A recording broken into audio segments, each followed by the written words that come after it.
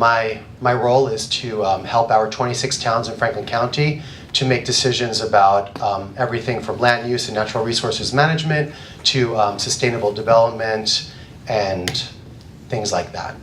Open space recreation plans and all that. We created a pollinator action plan for the town of Great Barrington, and the reason why Great Barrington asked the Conway School to do that work is because in 2016 they became the first town in New England to pass a pollinator-friendly community resolution. Since then, there's been a handful more towns in our state, and some of you are here today, recognizing the essential ecological services of pollinators as well as the importance of them in our food system. Their goals were visibility, scalability, and manageability. So basically, they really wanted people to see the pollinator habitat in their town and to get ideas about how to bring it to their own town or their own property. And so they wanted models that were replicable, something that could be done anywhere with a similar environment. In this case, we're looking at a basic northeastern ecosystem. Great Barrington's unique in some respects, but a lot of these recommendations could definitely take place throughout the state and in many other states in our region. They wanted as well to create corridors. They wanted their habitat, different parcels or different areas with habitat to connect to other areas to get pollinators around the landscape throughout the town, and their idea was to bring it to other towns in the region. And they wanted it to be low maintenance, easy to establish, with low cost and low watering needs, and native species focus. And we agreed that native species would help with a lot of those low water and low maintenance goals. Pollinators are so important. They are responsible for 80% of the flowering plants on Earth. So just imagine a world where 80% of our flowering plants did not exist. That's the world that we will inhabit if pollinators continue to be in decline. In Massachusetts, it's nearly half of our food crops depend upon pollination. Not just cranberries, but there's a lot out there. And they're vital to maintaining the habitats and ecosystems that we recognize as our home here on Earth. So native bees, in Massachusetts, we have nearly 400 species of native bees, which is nearly 10% of all the native bees in the United States.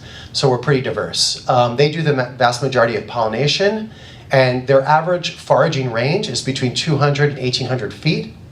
About 70% of them nest inside the earth, and most of those are solitary, meaning that they do not have colonies. And some of the habitats that we want to look out for and protect in our landscapes or encourage are bare ground that's not covered by mulch or any sort of plants, standing dead trees or fallen dead wood, soft twigs or dry stems in the fall and winter are great to leave up in the landscape so that some of our wood nesting bees can find homes, and even abandoned rodent burrows and beetle tunnels. Looking at bumblebees and what they need throughout the year. And I think the main takeaways are you want early flowering plants, so even stuff like maple is great. And I've heard that skunk cabbage can be really good for early bumblebee foraging. And you want to let, if you're going to do mowing, try not to mow more than a third of the landscape at a time, preferably at the end of winter, right before the beginning of spring, or if not, during the late fall. And if you're going to do controlled burns, which is ideal, to only do about a third at a time as well, so that those habitats underground in the dead matter are around, and to have a variety of flowering plants throughout the year. So a lot of us have heard about colony collapse disorder. What's going on with bumblebees is affecting native pollinators as well. And the main issues are pesticides, particularly neonicotinoids, but not exclusively, habitat loss and fragmentation due to human development and land use, as well as climate change. Air pollution affects some pollinators that might follow scent trails, and the parasites and pathogens that are affecting pollinators because of the introduced species like honeybees, European honeybees, and even some of the exotic bumblebees that are used in agricultural production. There's Chilean bumblebees from Patagonia that are huge, that are used on commercial farms because they're really big, but they bring a lot of disease to our native bees because they're managed by humans. They're carried around from place to place and transported in huge numbers. I just want to take a moment to talk a little bit more in depth about neonicotinoids. Now, a lot of us associate them with farms. You know, they're used in about 90% of the corn production in the United States, but they're also found in most most garden products carried at places like Lowe's and Home Depot and other garden stores. So unfortunately, a lot of us, when we're buying cultivars and other commercially produced plants from nurseries, they might already be treated with neonicotinoids. So it's really important, if you're trying to encourage pollinator habitat, to know where your plants are coming from, and especially where the seeds are coming from, if you're doing direct seeding, because unfortunately, a lot of what's out there is not clean and will kill the pollinators. This is a graphic from the Xerces Society showing how neonicotinoids are so pervasive and how they move throughout the environment. It's using farms as an example, but we can take a lot of the cues in our own landscapes. So neonicotinoids persist sometimes for months or years. They get into the water system. They are present in the plants for the life of the plant, not just in the nectar and in the pollen, but also in the plant tissue. So some animals and pollinators eat plants or might take some of that up, and they'll be carrying those neonicotinoids around. And it moves through the air in drift, as well as in the dust that the seeds are coated with when they're direct seeded. It's all over the place, so something to think about. If you really want to bring pollinator habitat into your landscape, into your town, or into your home landscape, don't use pesticides and avoid neonicotinoids, because you could be doing all the right things, and if you are putting the chemicals into the environment, you're creating a pollinator ecological trap, which is basically you're attracting the pollinators with the flowering plants, and then they pollinate them or eat them, and then they get the neonicotinoids and die. It's not just enough to create the habitat, you have to create it with plants that are not treated with neonicotinoids and pesticides. Basically, a third of the land was protected in perpetuity. It's just under 30,000 acres. It's 70% forest cover.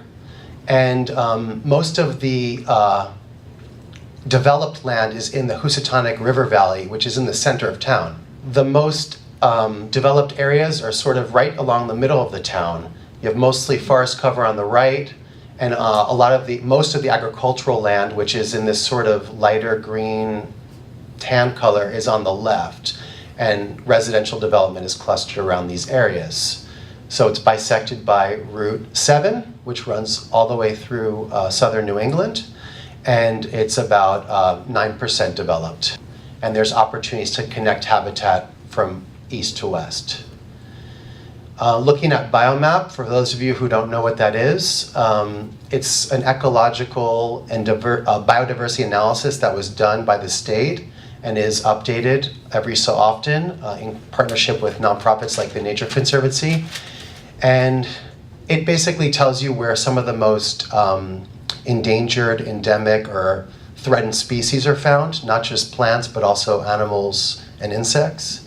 And in Great Barrington, the most biomap diverse areas were also in the center of town, where the most development was, that area that's sort of circled. And so that was sort of an interesting overlap. We had the most ecological and biological diversity where there was the most development and fragmentation of habitat, and potentially the most usage of things like pesticides. The roads also followed the same sort of pattern, that cluster development in the center of town. And the town had 91 miles of roads that they maintained themselves with their own DPW. The DPW was one of the stakeholders in this project, so we were meeting with them regularly, and they were on board to do something.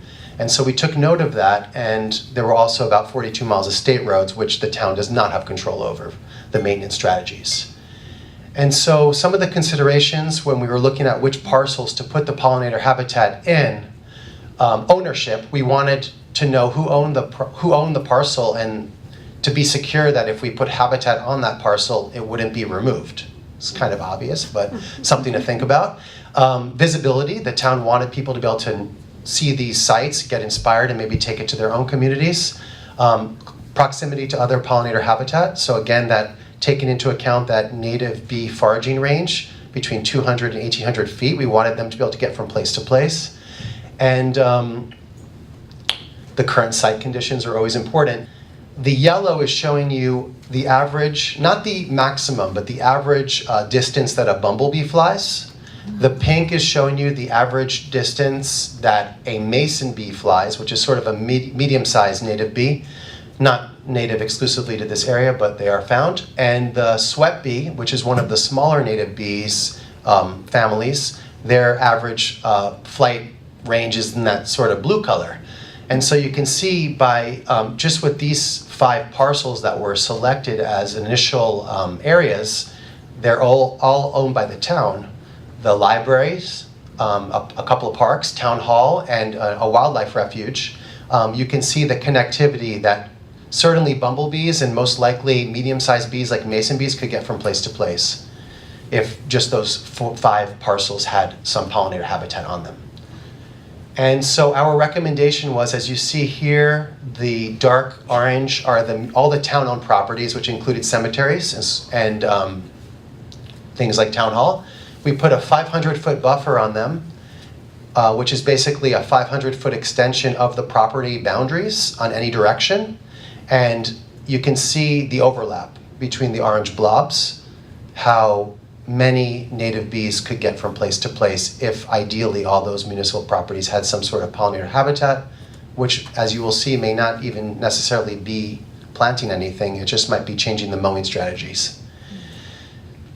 And this was an example of one field that was near the Housatonic River that's owned by the town. On the left is the way it looked in late February, early March. We did a rendering of what it could look like with a wildflower meadow. On the bottom left is showing all the blue areas potentially in this schematic could be meadow. The green could be a woodland edge, like maybe a earlier mid-succession forest with some pollinator-friendly or pollinator or pollen-providing species, and some erosion control in the orange areas. More to be found in the Great Barrington Plan. Looking at roadsides, these are some recommendations that are taken from other states. They're already doing this. A study was done in 2001 that an hour of mowing with the average residential lawnmower, because they don't have the same standards for air quality, is equal to driving the average car in 2001 100 miles in terms of air pollution. And so a lot of states are now looking at just having a 6-foot wide clear zone along the road and the rest being habitat, maybe just mowed once a year. Our roadside recommendation was looking over here at all the orange scraggly lines. That's all the local roads in Great Barrington that the DPW manages. If all of them were mowed differently or mowed less, we'd have this much more habitat connecting throughout the town. And the main takeaways here are that if possible to mow once a year, the best time to do it would be the end of the winter or the beginning of the spring, right at the end of February, early March, so that you leave those standing stems, things like milkweed, up, so that the bees and other pollinators can nest in them over the winter and get out in the spring, and avoiding pesticide and herbicide use, as well as increasing mowing height. So a lot of landscape operators, myself included on my own house, I hate hitting those rocks with my mower. I don't have a very big mower and it destroys it. So if you can mow a little bit higher, then you're also giving more opportunity for flowers to bloom. Looking at agriculture, we took a section of a farm that's in between Route 41 and Route 7, near actually right along the Housatonic River on either side. And we did a landscape analysis just based on aerial imagery. You could see that there was minimal forage nesting and cover and minimal riparian buffers, so very few trees along the river in some areas. And we talked about earlier that pesticide drift and that runoff going into the water. So by creating riparian buffers in green here along the river and field borders, you're creating your opportunities for pollinators. You're also protecting water bodies, preventing erosion, and filtering runoff before it enters bodies of water like the Housatonic. Hedgerows provide nesting and cover for pollinators, as well as beneficial insects. So a lot of farmers now are, especially in the organic movement, they can't use chemicals, so they're finding that by planting hedgerows, you're attracting beneficial insects, which will then eat some of the pests that persist in our landscapes and decimate our food crops. And pollinator stripes are another agricultural measure that can be taken where you're creating strips or stripes of habitat in between rows of crops. Here, this is a bit ambitious, but we took all the farmland in Great Barrington and we put a 500-foot buffer along it. And with the roads and the municipal properties, you can see that most of the town is connected and interconnected, and that there's a lot of opportunity for pollinators. And that's just 3 sectors. It's just the DPW, we already had them on board, town-owned parcels, the town hired us to do the work, so they were on board, and then maybe outreach to some farmers, if you could get a few farmers on board. We would see this much connection. We also have residential recommendations in the Great Barrington Plan. Some of this might be more appropriate for some of you that are doing landscape management at campuses and schools. In the UMass study that was mentioned earlier, just by changing the mowing practices of average Springfield homeowners, they did not plant anything. I think they just asked them to mow a little bit higher and to mow only every 3 weeks.